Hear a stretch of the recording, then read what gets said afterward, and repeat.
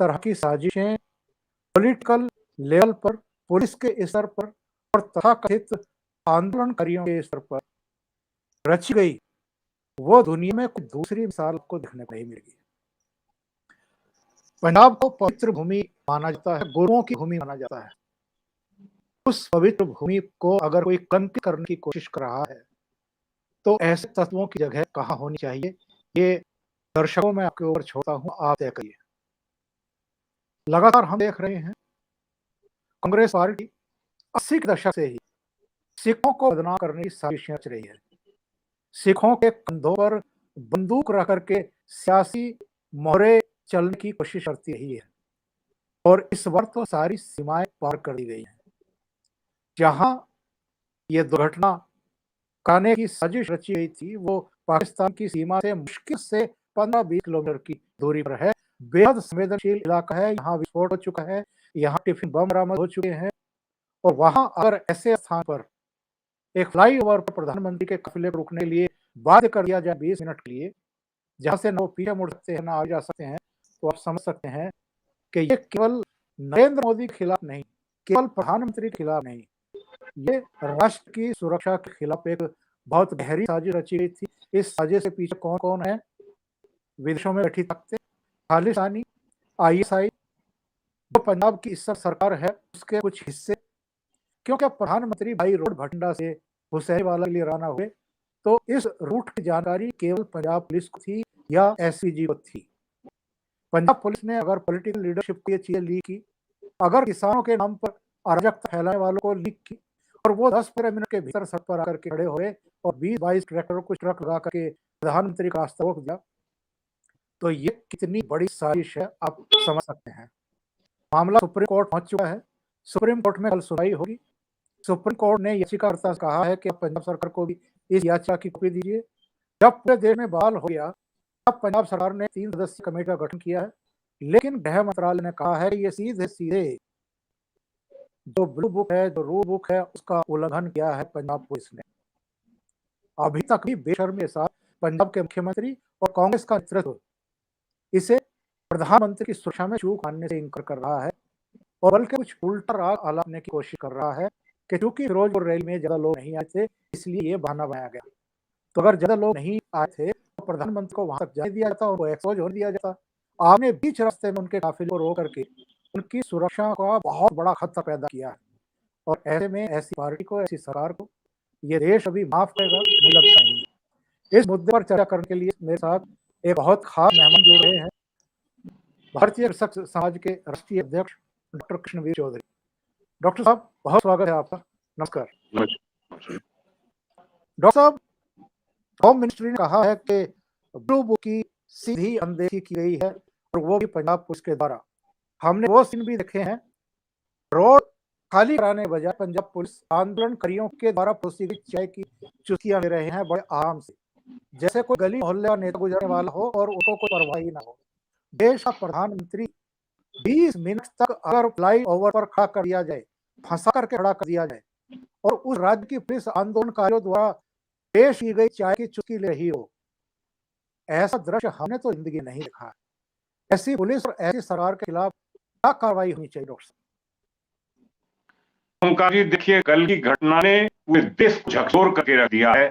सवाल किसी दल का नहीं है, सवाल देश के प्रधानमंत्री का है और प्रधानमंत्री को पाकिस्तान की सीमा पर 30 किलोमीटर दूरी पर इस तरह से साजिश करके रुकवाना, ये साजिश रुकवाने की नहीं है, ये साजिश आईएसआई की है और आईएसआई की साजिश के तहत जानबूझकर उनके खिलाफ ये बड़ा षड्यंत्र है। ये तो भगवान कि वो सुरक्षित लौट आए। उन्होंने जो शब्दों का प्रयोग किया है वो बठिंडा एयरपोर्ट पर, वही सच्चाई है। आप ये बताइए कि दुनिया के अंदर कहीं भी कोई भी प्रधानमंत्री को इस तरीके से क्या रोका जाने की कोई घटना कभी मिली है?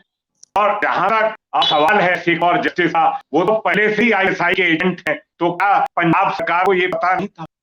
प्रश्न सबसे बड़ा ये है कि बठिंडा से जब पंजाब पुलिस की क्लियरेंस हो जाती है, देखिए 3 रूट बनाए जाते हैं। रूट नंबर 1 हेलीकॉप्टर से जाना था। यदि मौसम खराब है, हेलीकॉप्टर को यात्रा उचित नहीं है, सुरक्षित नहीं है, तो रूट नंबर 2, उसमें भी अगर कोई प्रॉब्लम होती है तो रूट नंबर 3, और ये तीनों रूट एसपीजी और पंजाब सरकार के तमाम वरिष्ठ पुलिस अधिकारियों के साथ तय करके बनाए जाते हैं और इन तीनों गुटों की सुरक्षा का जिम्मा प्रदेश सरकार के पुलिस के पूरी तरीके से मिलकर इंटेलिजेंस एजेंसीज, एसपीजी और प्रदेश सरकार के पुलिस के वरिष्ठ अधिकारी मिलकर तय करते हैं।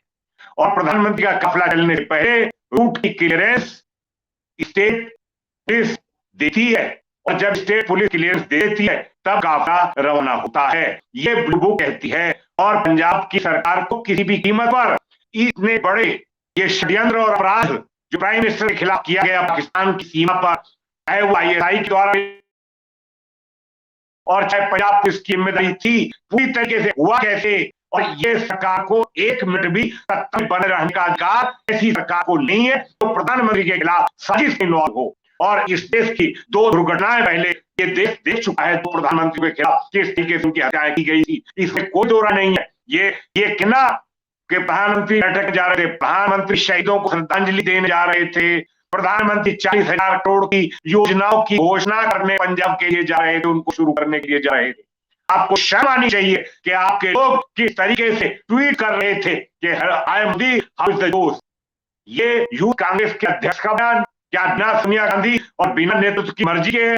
क्या जिस तरीके से रणदीप सुरजेवाला की बयानबाजी है, इतना गैर जिम्मेदाराना इन लोगों ने बयानबाजी की, ट्वीट की है, इनको शर्म आनी चाहिए कि देश बड़ा होता है ये इस तरीके से साजिश रचकर और देश के खिलाफ और लोकतंत्र के खिलाफ। आज मैं कहूंगा कि कांग्रेस पार्टी आज देश के लोकतंत्र के लिए एक बार इमरजेंसी में खतरा हुई थी और आज दोबारा से सत्ता बाहर होने पर कांग्रेस देश के लोकतंत्र के लिए सबसे बड़ा खतरा है। और ये देश की जनता को तय करना है कि ऐसे लोकतंत्र के लिए खतरा जो पार्टी हो उसको माफ नहीं किया जा सकता। ये बड़ी साजिश थी प्रधानमंत्री के खिलाफ, इसे चूक नहीं कर सकते। ये चूक नहीं थी क्योंकि साजिश के तहत फ्लाईओवर पे रोका गया, फ्लाईओवर पे इसलिए कि उसे वापस कहीं मुड़ नहीं सकते थे आसानी।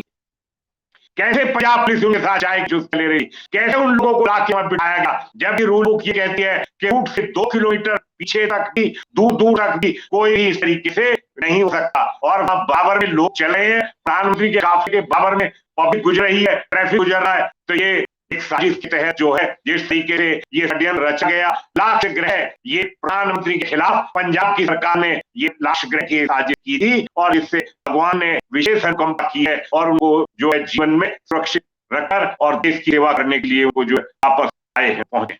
ये बहुत दुख के साथ मुझे कहना पड़ रहा है कि इसे ज्यादा शर्मनाक घटना देश को एक दिन शर्मनाक क्या था, इन्हीं लोगों ने 26 जनवरी को जस्टिस के लोगों ने और ये कांग्रेस पार्टी बाबर की हिमायत उस दिन भी कर रही थी 26 जनवरी को भी, और ये फिर दोबारा से कल जो उन्होंने किया है ये प्रधानमंत्री के जीवन के लिए जीवन के खिलाफ साजिश थी, इसमें कोई दो राय नहीं है। इसकी जांच होनी चाहिए और उसे पहले डिसमिस की जानी चाहिए। पंजाब की सरकार तत्काल डिसमिस जरूरी है। पंजाब सरकार सत्ता में बने रहने का नैतिक हक नहीं है उनको, वो लोकतंत्र के दुश्मन साबित हुए। कल प्रधानमंत्री पार्टी का नहीं होता, प्रधानमंत्री राष्ट्र होता है।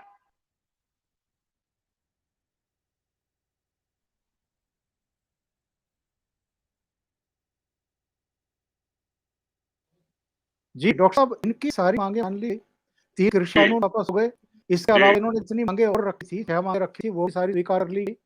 इसके बावजूद हमने देखा है कल चाहे पठानकोट से भारतीय जनता पार्टी की बसें रवाना हुई हो, चाहे फिरोजपुर के आसपास हुआ हो, चाहे शहरों में हुआ हो, जगह जगह से जो रैली के लिए पोस्टर बैनर लगाए गए थे वो फाड़े। इसके अलावा बसों से लोगों को उतार करके पीटा गया, उनके सिर फोड़े गए, पुलिस खामोश होकर खड़ी देखती रही। मैं ये जानना चाहता हूँ कि अगर इनकी सारी मांग मान ली गई थी, फिर ये तमाशा क्यों किया गया, प्रधानमंत्री का रास्ता क्यों रोका गया, ये पोस्टर बैनर क्यों फाड़े गए, बसों को क्यों रोका गया, पुलिस और सरकार खामोश क्यों बनी रही? क्या पंजाब में डेमोक्रेसी की हत्या नहीं की रही है? ओंकार जी, पंजाब की सरकार ने पूरी तरीके से कल लोकतंत्र की हत्या की है। पंजाब सरकार लोकतंत्र की हत्या के लिए अपराधी है। जिस तरीके से गुंडागर्दी पंजाब सरकार करा रही थी, पुलिस पूरी तरीके से इस साजिश में इन्वॉल्व है। इसमें पूरा देश देख रहा है। ये बसों को रोक रोक कर अब बीजेपी के समर्थकों को उनको पीट रहे हैं, डंडों से मार रहे हैं, सर फुड़वा रहे हैं, बैनर फड़वा रहे हैं। ये सब जो है गुंडागर्दी कांग्रेस करवा रही है, इसमें कोई दो राय नहीं है। मैंने इसीलिए आपसे कहा है कि पंजाब सरकार को सत्ता में बने रहने का कोई नैतिक हक नहीं बचा है। पंजाब सरकार अपना तमाम लोकतंत्र की हत्याई है आज जो है, और पंजाब सरकार को सबसे पहले डिसमिस करना चाहिए, उसके बाद कोई इंक्वायरी हो। इंक्वायरी की बचा क्या है? जिस तरीके की गुंडे कर रही है पंजाब की सरकार और पंजाब की पुलिस, इसे क्या करवा, देखिए पुलिस वो करती है जो सरकार कराती है, पुलिस अपनी तरफ से कुछ नहीं करती। और मैं पूछता हूं कि जब उन्होंने कहा कि कानून वापसी तो घर वापसी, जब उनके 3 कानून भी वापस राष्ट्र हित में लिए गए, जब भी देश के गरीब किसानों के हक में थे, लेकिन पंजाब की सुरक्षा और पंजाब में शांति व्यवस्था बनाए रखने के लिए उन गरीब किसानों के लिए जो कानून बनाए गए थे, जो सुधार करा गया था, वो भी प्रधानमंत्री ने जिस दिन लिए थे उसी दिन कहा था कि मैं राष्ट्र हित में इन कानूनों को वापस ले रहा हूं, क्योंकि हम कुछ लोगों को समझा नहीं पाए। तो इनका उद्देश्य कल भी यही था और आज भी यही है। ये कांग्रेस द्वारा प्रायोजित पोषित था, आम आदमी पार्टी इसके साथ है, इसमें कोई दो राय नहीं है। और बड़ी बात यह है कि जो इंटरनेशनल साजिश देश के खिलाफ है, राष्ट्रद्रोह है ये, और राष्ट्रद्रोह करने वालों को राष्ट्र कैसे माफ करेगा? और राष्ट्रद्रोह करवा रही है कांग्रेस पार्टी, तो कांग्रेस कौन माफ करेगा? कैसे सत्ता में रहने का हक है इनको? किस अधिकार के साथ अब सत्ता में है? इनको खुद अगर इनमें श्रम होती और नैतिकता होती और लोकतंत्र का जरा इनके मन में कोई इज्जत होती तो पंजाब के मुख्यमंत्री सबसे पहले इस्तीफा देके और सरकार कर, लेकिन नहीं, ये पूरे साजिश लक्ष्य रहे रचा है कांग्रेस पार्टी ने प्रधानमंत्री के खिलाफ उनके जीवन को समाप्त करने की साजिश ये है। क्योंकि 30 किलोमीटर की दूरी ओंकार जी, प्रधानमंत्री यदि पाकिस्तान की सीमा पर या चीन की सीमा पर जाते हैं तो पूरी तरीके से सुरक्षा जिम्मेदारी स्थानीय प्रशासन की होती है, और वो पूरी तरह सुरक्षा इंटेलिजेंस एजेंसी प्रदेश सरकार के भी और केंद्र के भी मिलकर तय करते हैं।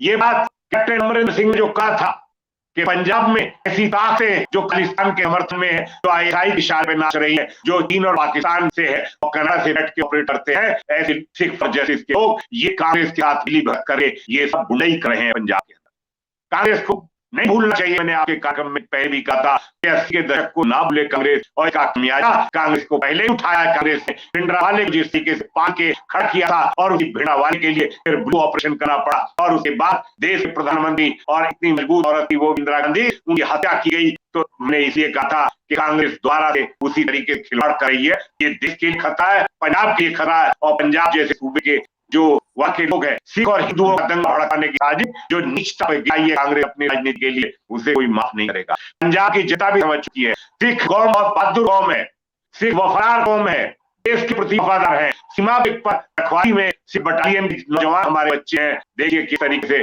हर समय सजग तहरीक बने हुए हैं। लेकिन ये कांग्रेस जो है सिख और हिंदुओं को लड़ाकर और ये दंगे भड़काकर और शांति करवाने की बात पहले ही सोची थी, लेकिन किसने सोचा ही ना होगा इस देश में कि प्रधानमंत्री के खिलाफ इस तरीके से उनकी जीवन लीला के खिलाफ लक्ष्य ग्रह की योजना साजिश जो है अंतर्राष्ट्रीय देश विरोधी ताकतों के साथ मिलकर कांग्रेस ये करवाएगी।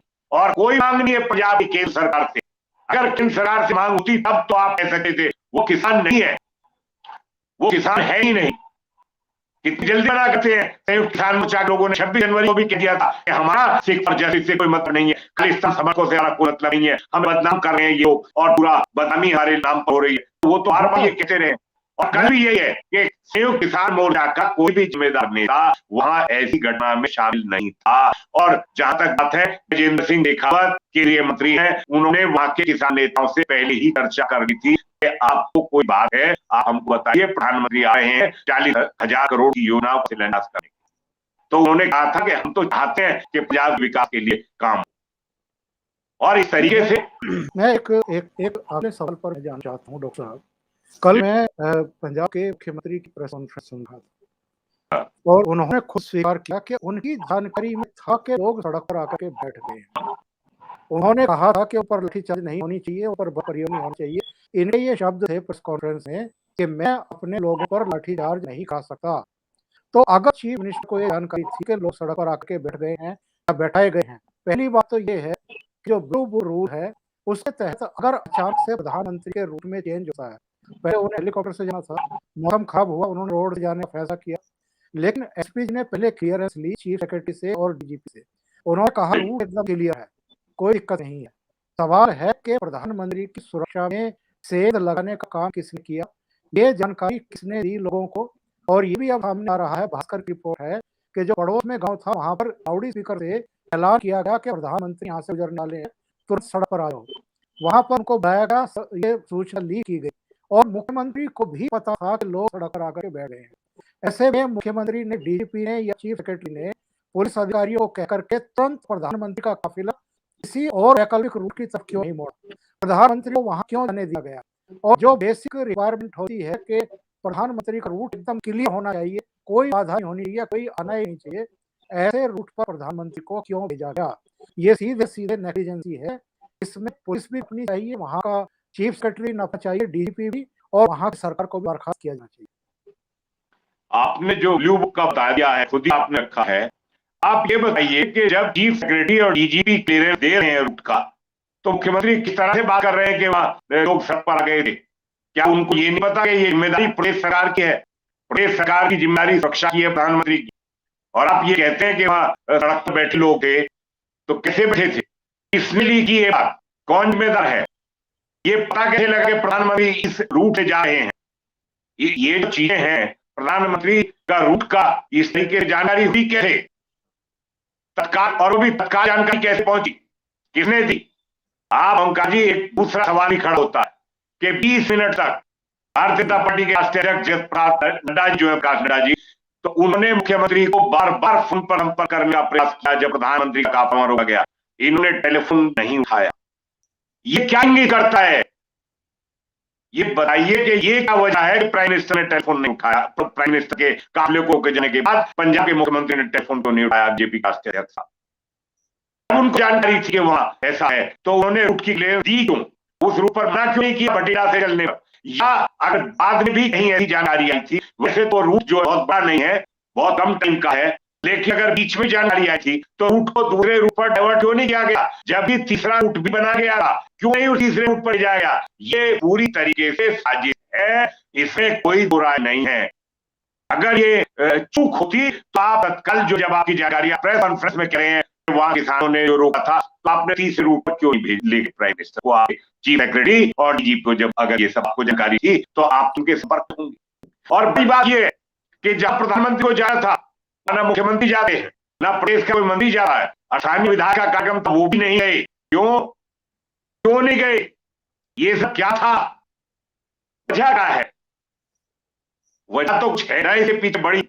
ये साजिश है ओंकार जी, ये चूक नहीं है। चूक होती है तो चूक होती तो तत्काल ये कहा जाता कि इसमें रूट में बाधा आ गई है और दूसरा रूट में तत्काल बदल दिया जाए, और रूट बदलने में कोई बहुत बड़ी दिक्कत नहीं हो सकती थी, रूट बदला जा सकता था, तीसरा रूट रखा गया था। तो इसीलिए 3 रूट रखे जाते हैं कि यदि एक रूट में कोई दिक्कत है दूसरा रूट, दूसरे में कोई दिक्कत है तीसरा रूट। बड़ा सवाल यह है कि सूचना लीक कैसे हुई कि प्रधानमंत्री यहां से जाएंगे, जबकि ये जानकारी सिर्फ पुलिस विभाग को होती है, प्रदेश सरकार की चीफ सेक्रेटरी को होती है। पंजाब सरकार से ये सूचना लीक किसने की? गांव के लोगों को सड़क पर किसने बिठाया? और वो भी फ्लाईओवर पर बिठाना, ये क्या इंगित करता है? और जहां से पाकिस्तान की सीमा बिल्कुल 30 किलोमीटर है। और ये फिरोजपुर में अभी पिछले दिनों ब्लास्ट हो चुका, पिछले दिनों टिफिन बम बरामद हो चुके हैं। यहाँ एक और मैं आपको बता दूं कि जो एरिया है हुसैन वाला फिरोजपुर जिला, यहाँ वामपंथियों का भी काफी पुराने समय से जो है असर चलाता रहा है। क्योंकि मुझे बहुत बार काबू और फिरोजपुर और फाजिला और ये सब एरिया में जाने का मौका मिलता रहा है, तो इसीलिए मैं राजनीतिक परिस्थितियों को देख रहा हूं। तो ये है, ये सब है क्या? हुआ कैसे? ये चूक नहीं है। चूक होती तो माफी हो सकती है। स्टेट और डीजीपी को बर्खास्त किया जाना चाहिए, और फिरोजपुर के एसएसपी को बर्खास्त किया जाना चाहिए। फिरोजपुर के डीएम को, सिर्फ डीएम एसएसपी का दायित्व नहीं होता, वो तो स्थानीय होता है, लेकिन मुखिया तो सुरक्षा के लिए, प्रधानमंत्री के लिए चीफ सेक्रेटरी और डायरेक्टर जनरल पुलिस पंजाब है। क्यों नहीं उनको बर्खास्त किया गया? जांच किस बात की जांच करेंगे आप? जांच के लिए लिपापोती इस तरीके से नहीं होता है। आइए जांच करेगी बाद में, पहले सरकार को डिसमिस किया जाना चाहिए।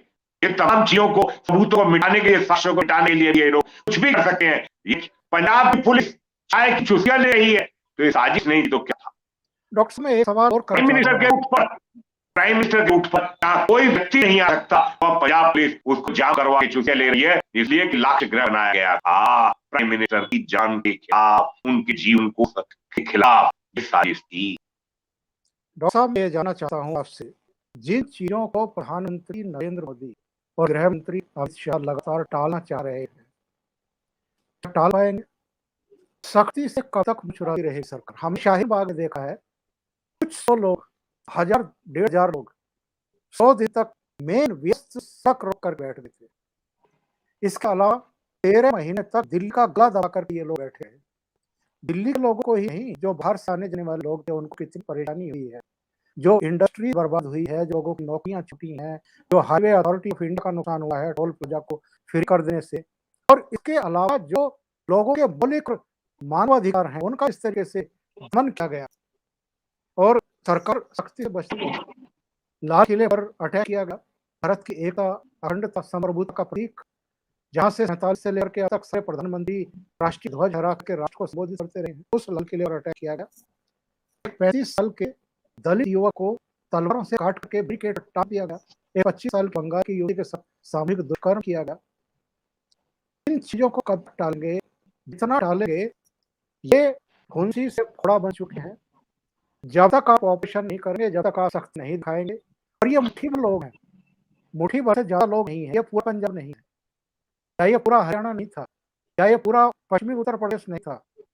कुछ बिल्कुल जिनकी शिनाख्त हो चुकी है, कुछ मुट्ठी भर लोग अराजकता फैला रहे हैं और पूरी व्यवस्था को बंधक बनाने की कोशिश कर रहे हैं।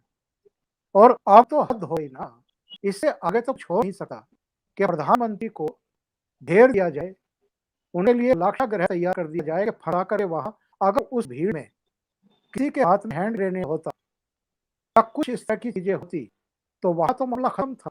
और प्रधानमंत्री ने सही इंडिया एयरपोर्ट पर आकर के कि मैं जिंदा बच करके आ गया हूँ, अपने सीएम को जरा थैंक्स बोल देना।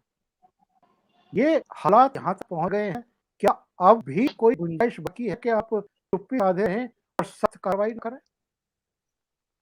ओंकार जी, जिस तरीके से उन्होंने घिरा है प्राइम मिनिस्टर को, ये बिल्कुल स्पष्ट है कि उनके इरादे बिल्कुल नेक नहीं थे, उनके इरादे बहुत खतरनाक थे, उनके इरादे प्रधानमंत्री की जान लेने के थे।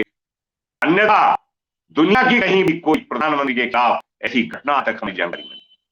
मेरा एक कहना है, आज राष्ट्र की सुरक्षा के लिए, राष्ट्र के नागरिकों को कानून की व्यवस्था बनाए रखने के लिए अब सरकार इस मुट्ठी भर चंद लोगों की जो गुंडाई अभी तक देखी है, इसे कैंसर की बीमारी में परिवर्तित ना करे।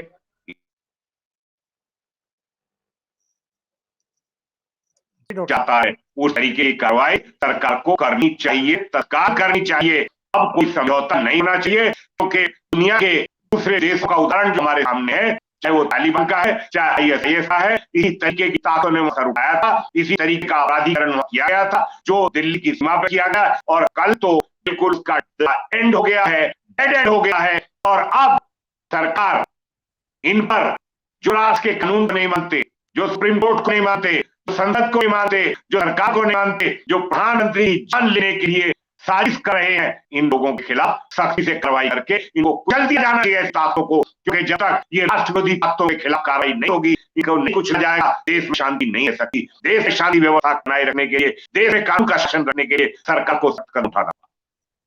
डॉक्टर साहब, आखिरी सवाल मैं आपसे जानना चाहता हूँ, इस देश का विपक्ष इस घटना पर आपराधिक चुप्पी साधे क्यों बैठा है? अपने क्या किसी भी विपक्षी दल के नेता या विपक्षी दलों की सरकार के मुख्यमंत्री किसी का भी कोई बयान देखा है जिसने इस पर सवाल खड़ा किया हो और प्रधानमंत्री को लेकर के चिंता जाहिर की हो?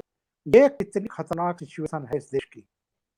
वो भारतीय जनता पार्टी के प्रधानमंत्री नहीं है, वो भारत राष्ट्र के प्रधानमंत्री हैं।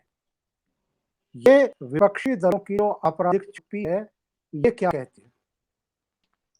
ओंकार जी, प्रधानमंत्री राष्ट्र के होते हैं, पार्टी के नहीं होते। और मुझे अफसोस हो रहा है इस बात पर कि तमाम विरोधी दलों के मुख्यमंत्री और तमाम विरोधी दलों के नेताओं की सोच को हो क्या गया है।